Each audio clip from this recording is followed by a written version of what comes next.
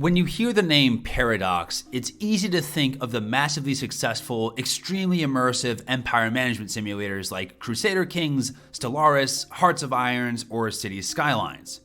While these games can provide a highly engaging and rewarding experience, they do require a fair bit of work.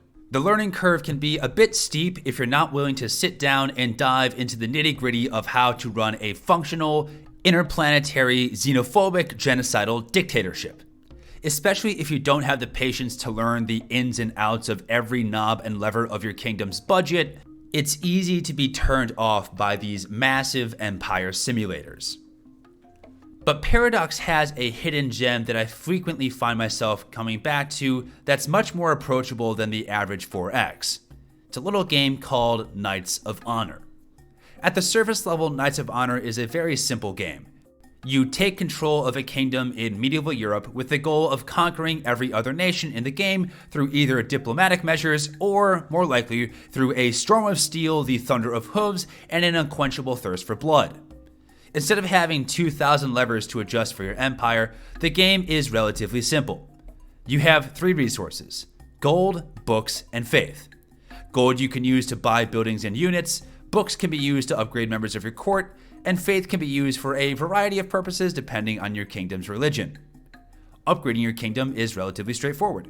You can either buy buildings at each city to provide local benefits to that province, or you can upgrade your kingdom power to make people happier and earn more gold.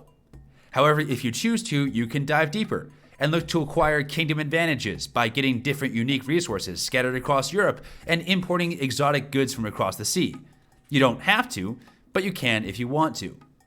Your court can be simple, with merchants and marshals being your bread and butter. Merchants to go out to trade with foreign nations for good and gold, and marshals to raise an army to go Deus Volting across the continent. But if you want to, you can go deeper. You can hire a priest to convert the foreign heathens, or you can bring in a spy to cause chaos in rival nations. Diplomacy in Knights of Honor is equally straightforward. You can bribe foreign countries with gifts to get them to like you, or you can track down their princes and put their heads on spikes to send a rather unfriendly message. But if you want to be savvier about your diplomacy, you can.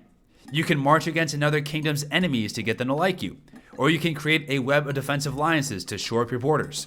You can marry off your children to form an alliance with a foreign power, and then stab that foreign power in the back and attempt to claim their throne once their king dies.